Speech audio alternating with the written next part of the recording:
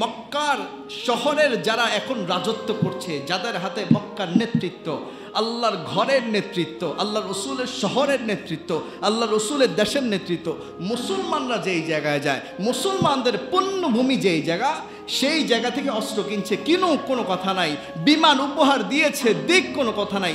কিন্তু আরেক দিকে যদি তাকান, মুসলমানদের রক্তের উপরে আরেক মুসলমান বসে রাজত্ব করছে।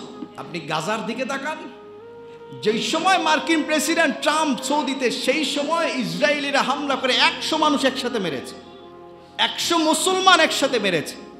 আপনি ওদের খাবারের অবস্থা দেখলে, আমাদের দেশে মানুষ পায়েস খায় না, সুজি খায়, তো দেখেন তো একদম তরল পদার্থ, অথবা ডাল একদম তরল হয়ে গেলে যে খাবারটা হয়, 4-5 হাজার লোকের জন্য খাবার দিয়েছে, যেটা 200-300 মানুষ খাইতে পারবে, 500 লোক খাইতে পারবে পেট ভরে।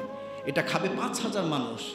খাবার নাই, কোনো ধরনের চিকিৎসা সরঞ্জাম ঢুকছে না, ইসরায়েল বাধা দিচ্ছে, আটকে দিচ্ছে, ইসরায়েল ঢুকতে দিচ্ছে না, খাবারও ঢুকতে দিচ্ছে না। এটা কোনো অস্ত্র নয় যে ঢুকলে তাদের বিরুদ্ধে যুদ্ধ করবে, অস্ত্র নয়, শুধু